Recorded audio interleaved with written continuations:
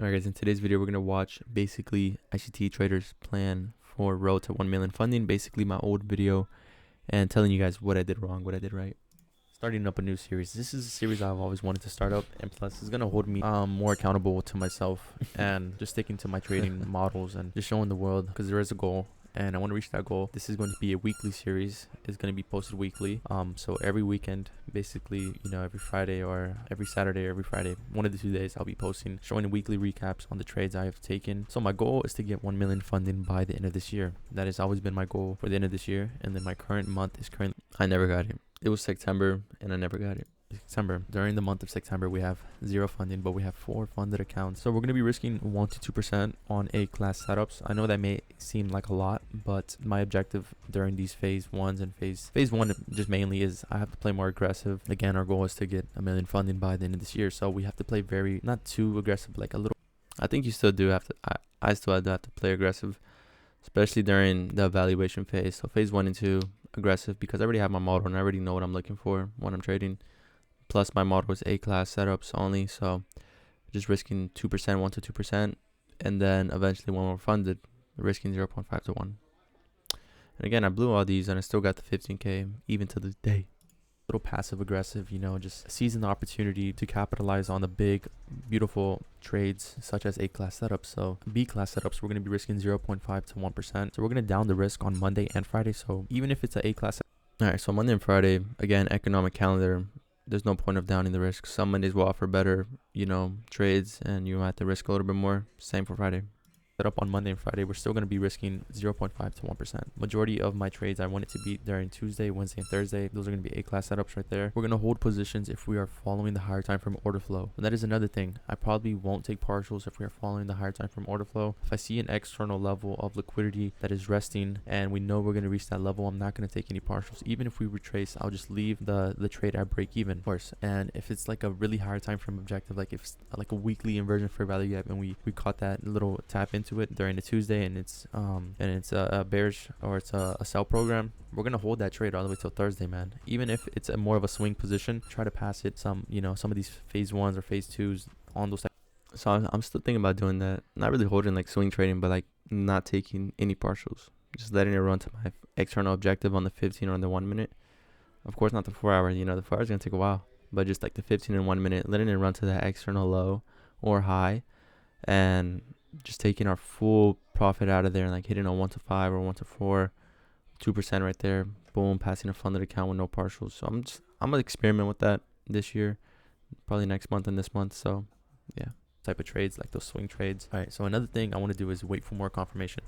That is something that I haven't been doing recently. Again, I'm not saying we won't use the 1 minute. Again, we can align them both together. If we can align the 1 minute and the 5 minute with 2 market structure shifts on those different types of time frames, that would even be a better trade. Or the inversion for value gap on both of the time frames. So if we have an alignment on, so like I was saying, if we have a inversion for value gap on the 30 minute and we are respecting it, and if we go down to the 1 minute and we find another inversion, that would be even more confluences, most likely. So I wasn't really time frame pairing here, but I was trying to, but I didn't know how to do it correctly. So I didn't have enough education here. And that 30 minute is in right on both phase 2 till we're funded. So if we're both on phase 2 for a 5K MT4 and MT5, another thing is I need to act like I'm in drawdown. And I was thinking about doing that. Like if I'm in phase 2, but how am I going to be in phase 2 if I'm not trading both? It doesn't make sense. Be picky with the trades or the setups. Again, when I'm in drawdown, I usually de-risk myself and I win more because I'm more picky with the setups. And then when I'm in profit, I tend to be more careless, and I tend to just try to have those quick scalps and make my money to pass the phase 1, I guess you can say.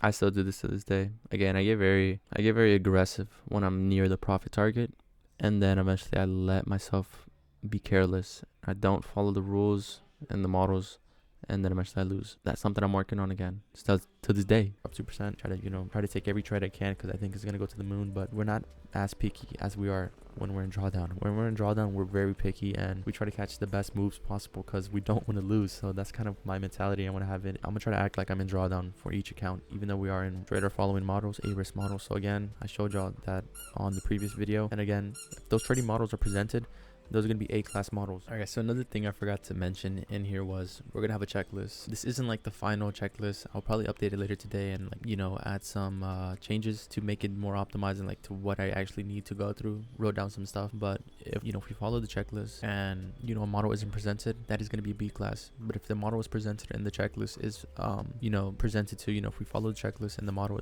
is being presented, then that's going to be an A-class setup. And, you know, that is going to help us have more confirmation to enter a trade. So we're going to be very, very picky with our trades, like I was talking about earlier. That's something I really want to do. You know, I want to be really picky and I want to, you know, have the ultimate confirmation to enter a trade. I'm just tired, you know, of entering quick scalps and then exiting, or losing a trade or winning a trade and then not understanding, or like using a, you know, a couple of confluences or doing something right and then the next day I do something wrong. I want to be consistent. That's the whole point of this. I want to be more consistent than I am right now. You can see my P&L fluctuates and I'm tired of having that P&L fluctuating. I want to be very consistent with each trade and I want to be a series of trades. My psychology is going to be there. I'm going to be reading, you know, Mark Douglas' book, Trading in the Zone. Start reading that, start watching his videos, I guess. Checklist, and I want to have those trading models that I want to follow. You know, I had the trading models, but I don't trade off. Alright, so I had multiple trading models and I'll watch that video after this, but nonetheless, I did use this checklist, but I never really like went through it before I entered a trade, if I'm being completely honest. And I was still going through my old habits of entering quick scalps here and there and like trying to make a quick buck and pass the funded. Nonetheless, you know, this checklist didn't work and the models didn't work either. Off of them, I use all the concepts. And that's something that, you know, it can work for some people, but for me, it personally, I enter off of sometimes emotion, or I get FOMO, or it's just a lot of different things. So I want to have a checklist to help me be even more reassured before I enter a trade. The next is going to be no model presented but higher time frame order flow. That is a B risk set. So if we have none of our models presented and we just see an imbalance that is being respected, then of course we can take the setup, but we're gonna have to de-risk because it's going to be more of a B-class setup. It's gonna be New York session only. We're gonna be trading, not gonna be trading in London or Asia, and then we're gonna have 3 markets. Those 3 markets are gonna be SPX, Euro USD, and then GBP USD. Because what happens if those markets are consolidating? What happens if those markets don't have good trading conditions? Then I won't take any trades. I'm not gonna take any trades before or during the news, but I will see if any trades are available after the news events. And what I mean by risk on is if dollar's going up and Euro USD is going up, that is a risk on scenario. So we're gonna de-risk ourselves. Okay. So today is Friday, it's the end of the week. All right. So I think that's pretty much it. But nonetheless, I want to do the 3 markets only. If I'm being completely honest, I think I view too many markets now. And I have my watch list full of different markets. Those are like seeing I need to like trade a specific certain markets and not like use the other ones really for correlation only, and then eventually de-risk when risk on is present. I think that's a good idea. Avoid chopping rangy days, no news trading before and after. I think that's very valid. Eventually, because some prop firms, they don't let you trade the news before or during.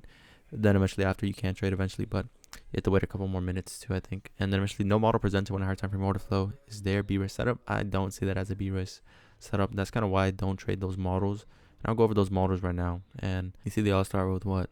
Sweep of liquidity, breakout market structure, and then after that pretty much then you got the retracement or the fib zones, and that's pretty much really it. They're all the same model. There wasn't really much of a difference. I was trying to time frame pair, but I didn't know how to yet, so it wasn't, you know, too good. Pretty much the same. And yeah, they pretty are, you know, majority you just follow through with the liquidity sweep and a breakout market structure shift, and then eventually, you know, they go their own separate ways.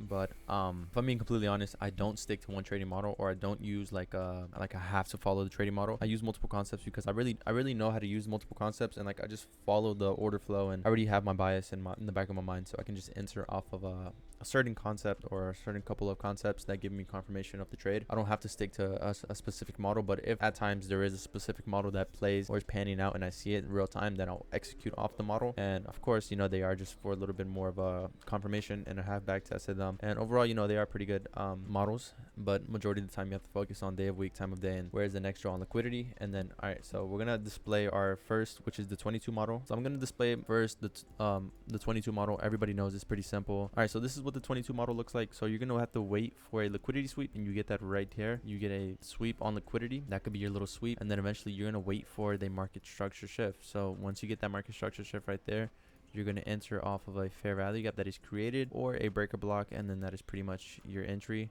confirmation, and then you have your stop at the most recent high. A lot of people can, or you can have it at the other one, or I recommend the other one, and then eventually you're gonna have to target external levels of liquidity, and that is pretty much the trade. Of course, there's gonna be better risk to rewards, and if you use the most recent high, you can use that because you already had a breaking market structure and you catch the retracement. And if you want more confirmation, you can pretty much use OTE, and that would give you more of a confirmation as to where you can enter the trade. So this is the 22 model that I like using right here. So the next one is going to be SMT or Silver Bullet. Silver Bullet is a specific time window that I like seeing a trade form.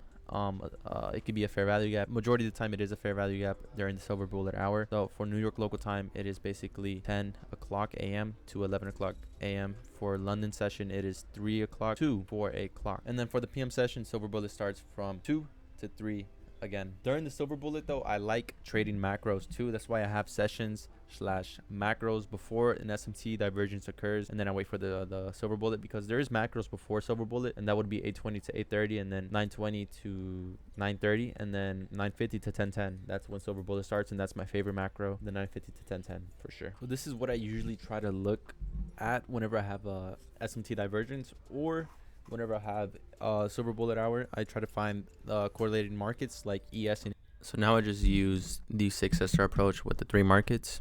I don't use 2 markets anymore. I used to use 2, but I use 3 now. In Q, or it can be the dollar index and Euro USD, or the dollar index and the Great British Pound in the USD. So that's kind of what I use SMT for, is correlation in the market, see which one is stronger or which one's weaker.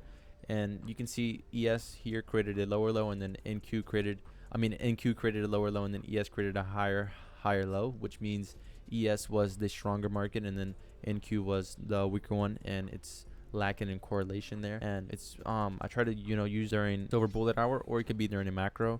The macros are, let me mark them down right here.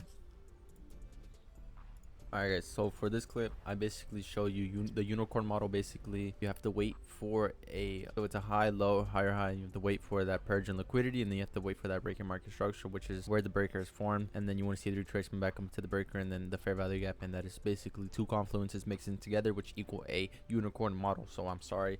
Alright, so basically I have the accumulation, manipulation, and then the distribution with the midnight opening. So you want to use midnight opening to be more directional. If you're bullish, you want to be buying below the midnight opening, and if you're bearish, you want to be buying above the midnight opening. So you can use that as a little indication as to where you can find your premium and discount zones. But if you combine it with the accumulation, manipulation, and distribution power 3, that is probably as powerful as you can get for using it. What you're going to want to look, I still use power 3, but I use it more on the higher time frame, like the weekly, seeing how the weekly profile is going to form. Sometimes the daily profile, but I try to focus more on the weekly profile, and then the monthly too, like what week of the month is going to create the higher low.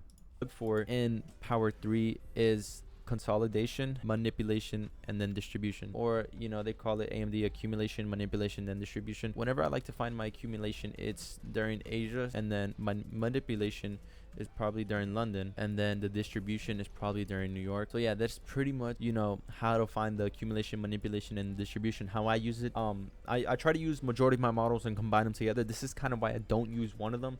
I feel like if you limit yourself whenever you use one, you don't limit yourself when you use one. You become more of a better trader when you only use one model, and that's something I didn't understand here, because I was overloading with his information of ICT.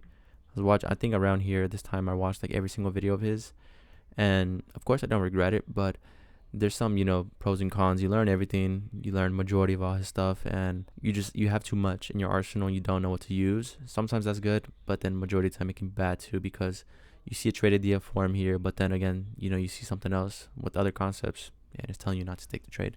That's kind of why I formed the model, because I already knew something like that was going to happen, and I had my flaws in trading. Once I started journaling correctly, again here I wasn't even journaling correctly during the month of September and August. I wasn't journaling right. I was only using one chart, one time frame, watching the market. Now whenever I started journaling, one of them when I started journaling better was like 3 months ago, around November or the end of October, and then eventually whenever we blew those funded accounts is when I started to meditate and really think to myself. And then eventually, just recently, and during the break of late December, when I stopped trading, renovated my room, is when I actually created a model, and I found the model and I was reviewing it. I was like, all right, hold on, I'm gonna stick to this model only, and I'm gonna trade this model only. And that's pretty much probably around recently here, and then right here too. But as of recently, I've been more like the second week of January, I've been more connected to it. looking for it more and just like having more trust with it. So that's pretty much really it.